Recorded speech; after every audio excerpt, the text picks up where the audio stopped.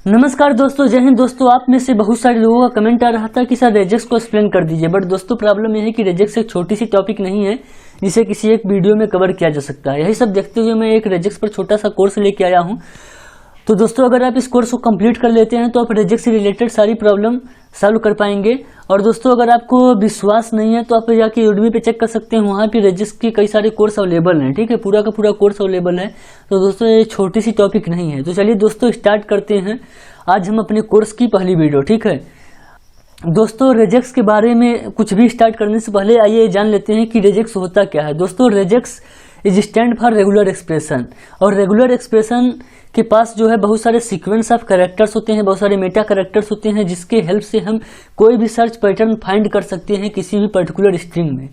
जी हाँ दोस्तों, अगर आपके पास कोई भी स्ट्रिंग दी गई है, मान लीजिए आपके पास एक बहुत बड़ा पैराग्राफ है और आपको उसमें से सर्च करना है एक ऐसे वर्ड जिसके लास्ट में वाई आता हो और वो सिर्फ 3 डिजिट के हो, जैसे कि क्राई हो गया, ड्राई हो गया, फ्राई हो गया, इस टाइप के वर्ड्स आप फाइंड आउट करना चाहते तो दोस्तों अगर आप इस प्रॉब्लम को पाइथन के हेल्प से सॉल्व करना चाहेंगे तो दोस्तों ये प्रॉब्लम काफ़ी कॉम्प्लिकेटेड हो सकती है और काफ़ी टाइम टेकन हो सकती है। इसलिए दोस्तों पाइथन में रेजेक्स मॉड्यूल को इंपोर्ट करने की व्यवस्था है। जी हाँ दोस्तों, अगर आप इंपोर्ट री लिखते हैं, री मॉड्यूल को अगर आप इंपोर्ट कर लेते हैं तो आप रेगुलर एक्सप्रेशन को इंपोर्ट कर लेते हैं और फिर रेगुलर एक्सप्रेशन के जो भी फंक्शन वगैरह हैं आप उसे यूज कर सकते हैं। री मॉड्यूल के अंदर रेजेक्स यानी कि रेगुलर एक्सप्रेशन को डिफाइन किया गया है।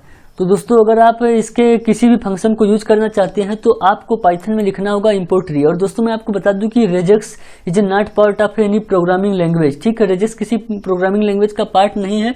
इसको दोस्तों बस इंक्लूड किया गया है अलग अलग प्रोग्रामिंग लैंग्वेज में, सो दैट हम स्ट्रिंग पर ऑपरेशन कर सकें। जावास्क्रिप्ट में भी इसका यूज होता है और पाइथन में भी यूज होता है और भी बहुत सारे लैंग्वेज है जहाँ पर रेजेक्स का यूज होता है। ठीक है दोस्तों, तो इसको अगर आपको इंपोर्ट करना है तो आपको लिखना होगा इंपोर्ट री। अभी हमने इंपोर्ट री लिखा है। अब इस सेल को अगर हम रन करा देंगे तो हमारा रेगुलर एक्सप्रेशन री मॉड्यूल जो है इंपोर्ट हो जाएगा। तो देखिए दोस्तों हमारा ये री मॉड्यूल जो है इंपोर्ट हो चुका है। तो अभी दोस्तों देखिए हम जो है री मॉड्यूल को इंपोर्ट कर लिए हैं। अब एक एक करके हम इसके फंक्शन को एक्सप्लोर करेंगे। तो यहाँ पर दोस्तों देखिए इसका एक फंक्शन या मेथड है फाइंड ऑल, जिसके थ्रू हम किसी भी पैटर्न को फाइंड कर सकते हैं किसी भी पर्टिकुलर स्ट्रिंग में कि वो कितनी बार रिपीटेड हुआ है या हुआ भी है या नहीं हुआ है। तो दोस्तों देखिए हम यहाँ पर एक स्ट्रिंग ले लिए हैं str और इसके अंदर लिखे हैं thanks for watching at my channel my self Shivam. और हम इसमें सर्च कर रहे हैं माई को, इस माई पैटर्न को सर्च कर रहे हैं।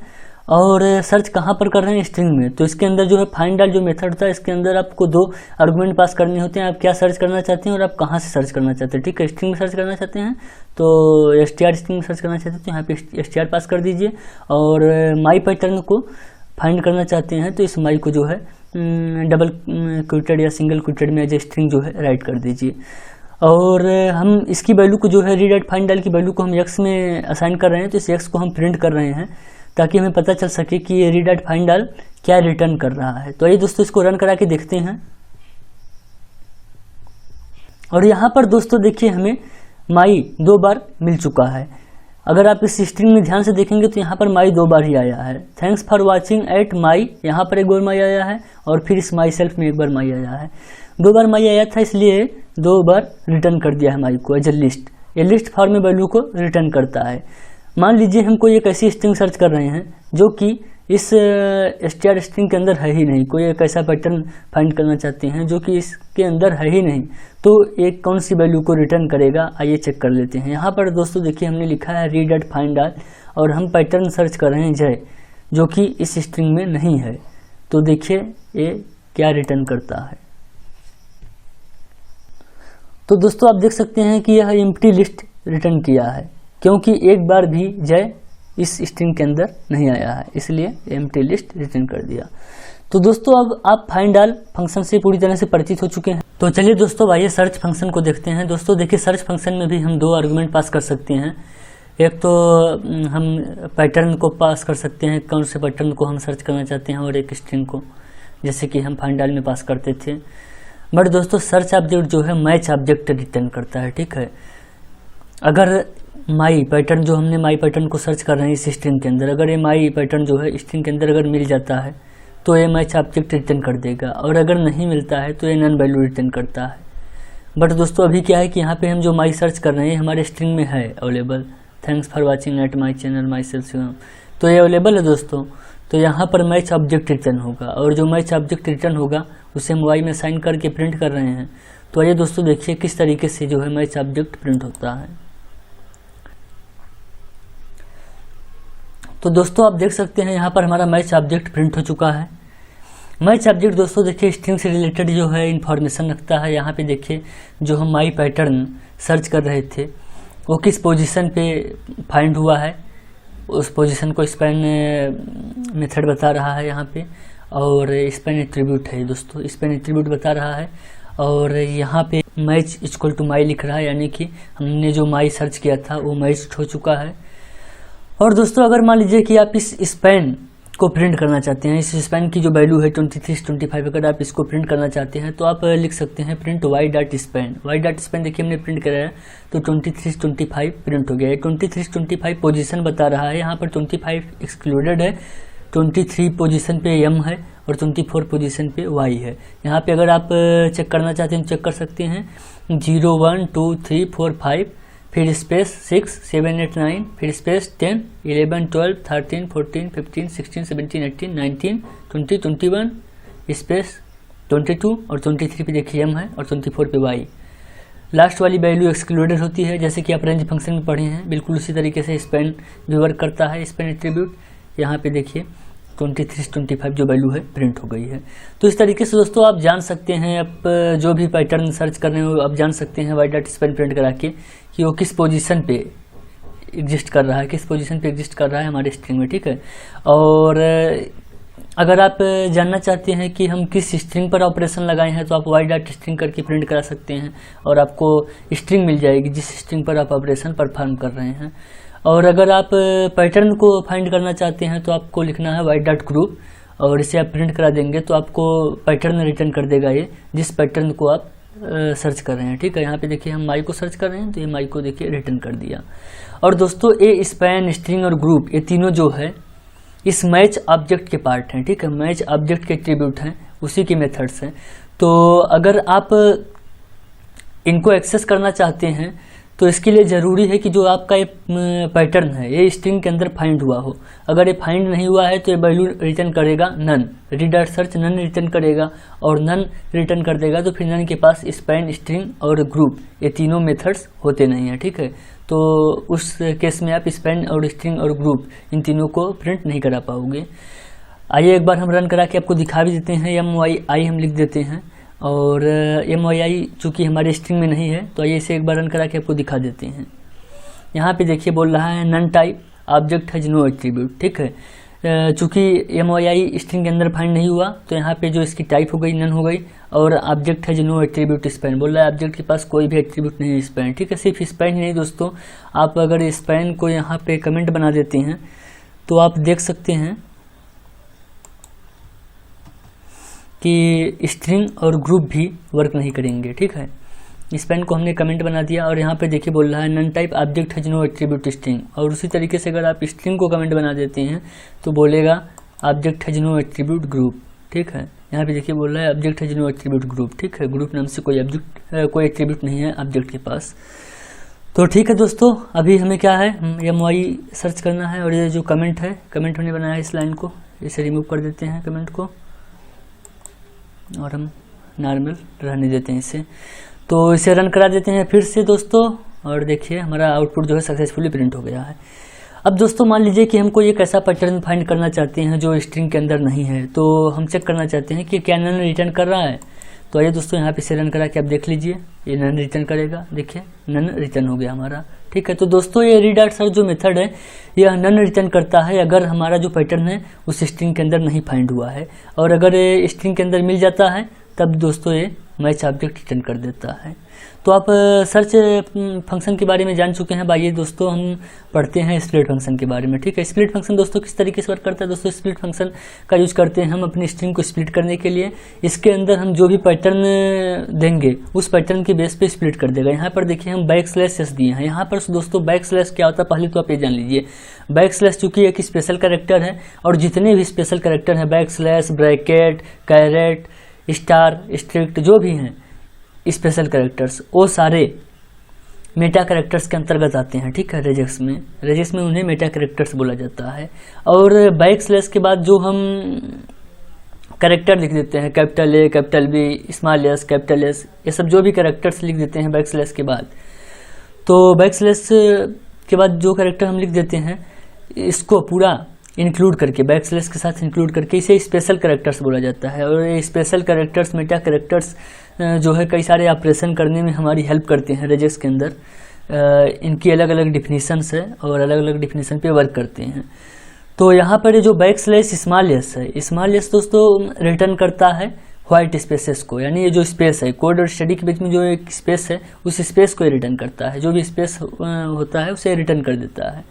तो स्पेस है यहाँ पे, स्पेस को रिटर्न करेगा और स्पेस के बेस पे हम जो स्ट्रिंग को स्प्लिट कर देंगे। तो आइए इसे हम रन करा के आपको दिखा देते हैं। यहाँ पर दोस्तों देखिए कोड और स्टडी दोनों जो है स्प्लिट हो चुके हैं स्पेस के बेस पे। बट दोस्तों तब क्या, जब स्पेस एक से ज़्यादा हो। यहाँ पे सिर्फ एक स्पेस है, अगर मान लीजिए हम एक स्पेस और दे देते हैं दोस्तों, तो यहाँ पर एक स्ट्रिंग, एम्प्टी स्ट्रिंग जो है इंक्लूडेड हो जाएगी। यहाँ पे देखिए रन करा के हम आपको दिखा देते हैं। यहाँ पे देखिए एक एम्प्टी स्ट्रिंग भी आ गई, ठीक है।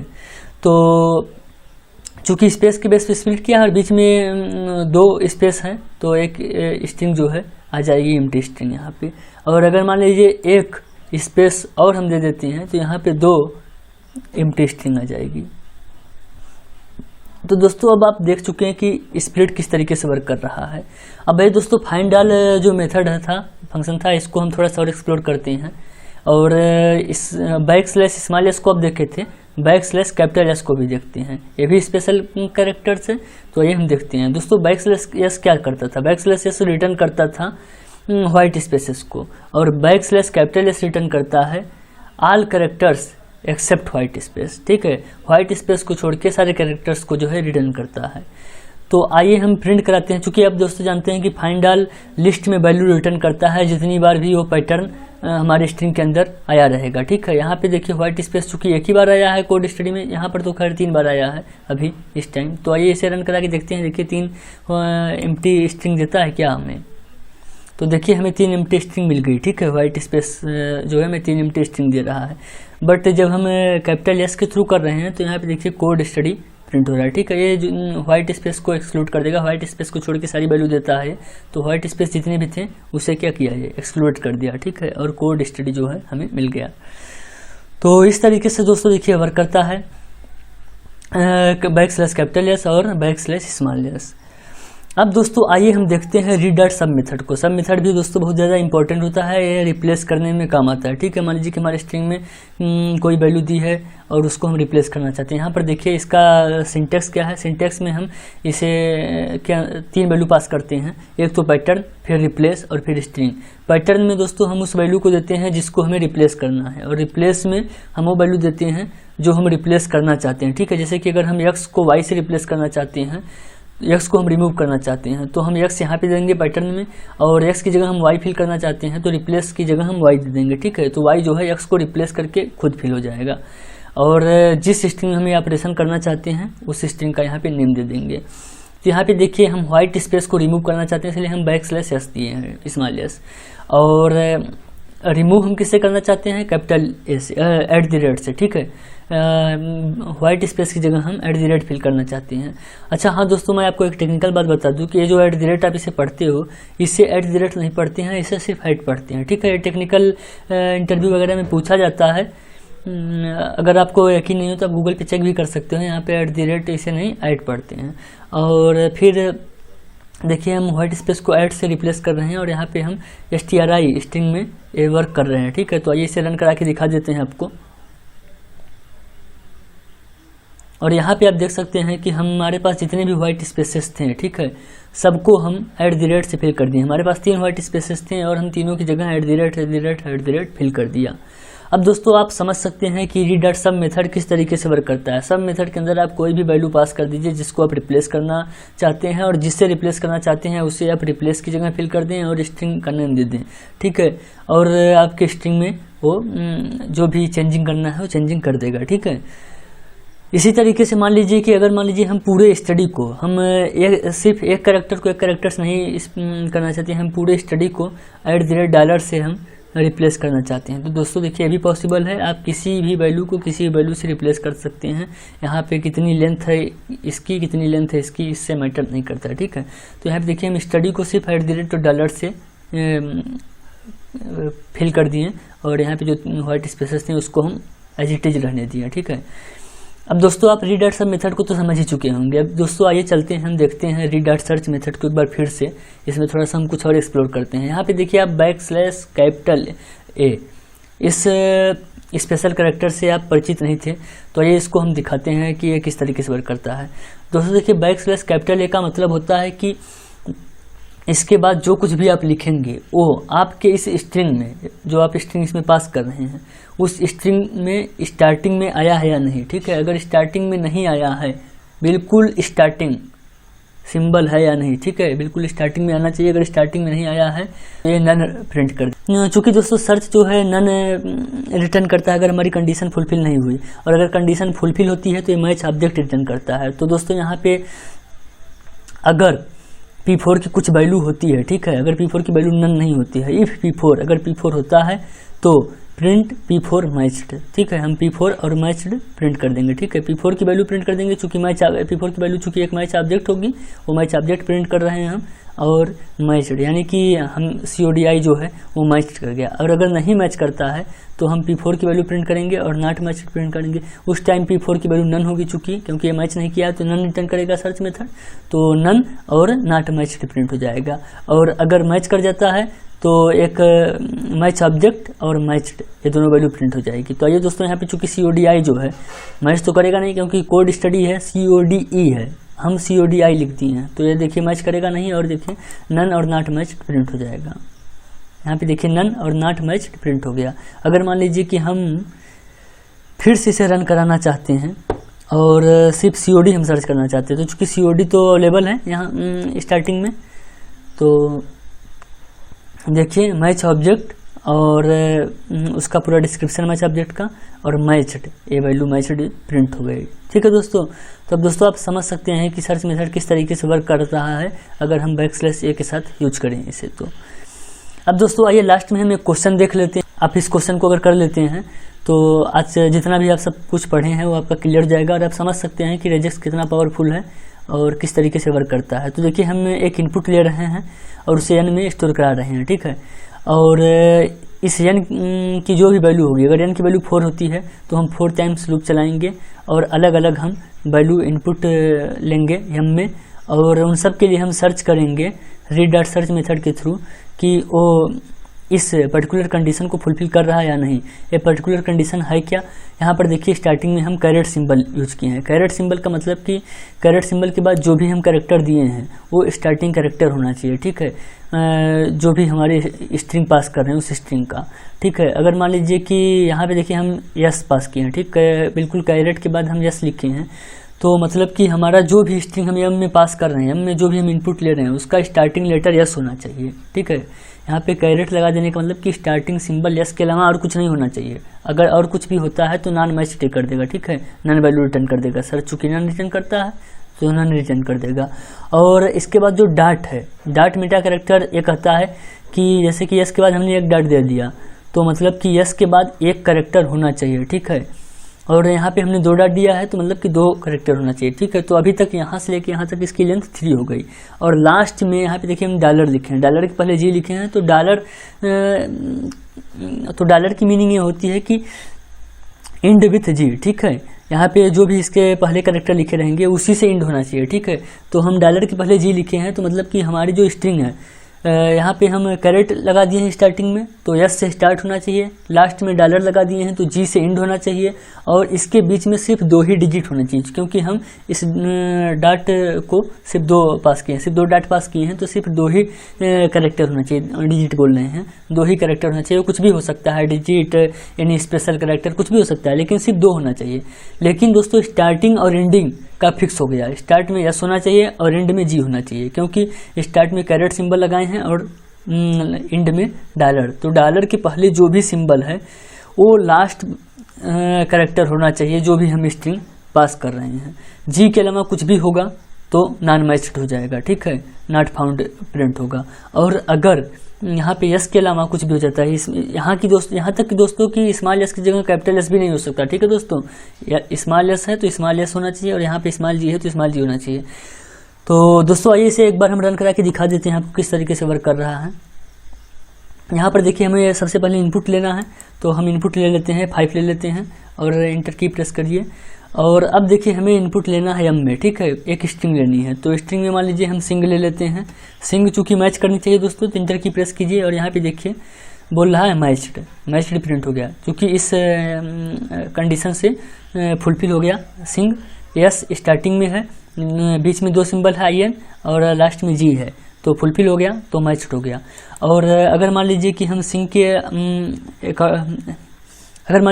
के अलावा कुछ और लेते हैं, ठीक है, मान लीजिए हम ले लेते हैं SIN और के, सिंक ले लेते हैं, ठीक है, लास्ट में जी की जगह हम के ले लेते हैं और हम इंटर की प्रेस करते हैं। देखिए क्या मैच होता है, तो बोल रहा है नॉट फाउंड, ठीक है, नहीं मिला इसके अंदर तो लिख दिया नॉट फाउंड। मान लीजिए हम स्टार्टिंग में यस नहीं लेते हैं, स्टार्टिंग में हम जे लेते हैं और JUNG, ठीक है, लास्ट में हम जी ले लेते हैं। अब देखिए क्या मैच कर रहा है, तो यहाँ पे देखिए नॉट फाउंड लिख दिया, ठीक है, जंग भी नहीं मैच किया। अब दोस्तों मान लीजिए कोई भी एक ऐसे नॉर्मल ले लेते हैं, जोकर ले लेते हैं, तो देखिए दोस्तों जोकर भी नहीं फाउंड हुआ, ठीक है। तो दोस्तों कोई भी आप वैल्यू पास करेंगे वो फाइंड नहीं होगा। मान लीजिए हम DOG लिख देते हैं, ठीक है, और DOG भी नॉट फाउंड हो गया, ठीक है दोस्तों, चूँकि हमें 5 टाइम्स ही इनपुट लेना था। देखिए अब इनपुट के लिए स्पेस नहीं दे रहा है, ठीक है दोस्तों। तो इस तरीके से जो है सर्च मेथड के थ्रू हम कोई भी स्ट्रिंग को फाउंड कर सकते हैं कि वो जो स्ट्रिंग है वो वैलिड है या नहीं है, और अगर है तो हम प्रिंट करा सकते हैं yes it's valid, yes it's not valid, जैसा भी है हम उस अपने अकॉर्डिंग प्रिंट करा सकते हैं, ठीक है दोस्तों। तो अब दोस्तों आप समझ गए होंगे कि रीडायरेक्ट सर्च मेथड किस तरीके से वर्क करता है, क्योंकि अभी तक तो ये मैच ऑब्जेक्ट रिटर्न कर रहा था, तो आप समझ नहीं पा रहे होंगे कि मतलब इसका क्या यूज पड़ेगा आगे। बट दोस्तों इस क्वेश्चन को करने के बाद आप समझ गए होंगे कि सर्च मेथड कितना पावरफुल है और किस तरीके से वर्क कर सकता है हमारे प्रॉब्लम के लिए, ठीक है। हम जो प्रॉब्लम वगैरह सॉल्व करते हैं रिजेक्ट्स की, तो उसमें जो है किस तरीके से वर्क कर सकता है। तो दोस्तों देखिए हमने आज क्या क्या सीखा। हमने सर्च मेथड को थोड़ा एक्सप्लोर किया अच्छे से। हम रीडायरेक्ट सब मेथड को देखें, किस तरीके से हम किसी भी स्ट्रिंग में किसी भी कैरेक्टर को रिप्लेस कर सकते हैं किसी दूसरे कैरेक्टर से, और हम स्ट्रिंग को स्प्लिट कर सकते हैं कैसे, किसी भी बेस पे स्प्लिट कैसे कर सकते हैं वो देखिए हमने देख लिया। और इसके साथ साथ हमने फाइंड ऑल फंक्शन के बारे में देखा कि किस तरीके से हम किसी भी स्ट्रिंग में देख सकते हैं कि कोई भी वैल्यू कितनी बार रिपीट हुई है। और इसके साथ साथ हम मैच ऑब्जेक्ट के कुछ फंक्शन एट्रीब्यूट्स को देखें, जैसे कि यहाँ पे देखिए स्पैन वगैरह के बारे में हम देखे हैं, स्पैन स्ट्रिंग ग्रुप को देखे हैं। हम दोस्तों स्पैन की वैल्यू को प्रिंट करा के ये भी जान सकते हैं कि हमारा जो पैटर्न है वो किस पोजीशन पे फाउंड हुआ है। और इसके साथ साथ हम मेटा कैरेक्टर्स क्या होते हैं इसके बारे में जाने, रेजेस की थोड़ी सी बेसिक आइडिया हमको पता चला, और स्पेशल सिंबल्स क्या होते हैं उनके बारे में जाना, और कुछ मेटा कैरेक्टर्स को हमने एक्सप्लोर भी किया है। और आगे की वीडियो में हम रेजेस को और भी एक्सप्लोर करेंगे। तो ठीक है दोस्तों, आज के लिए इतना ही। थैंक यू सो मच, जय हिंद।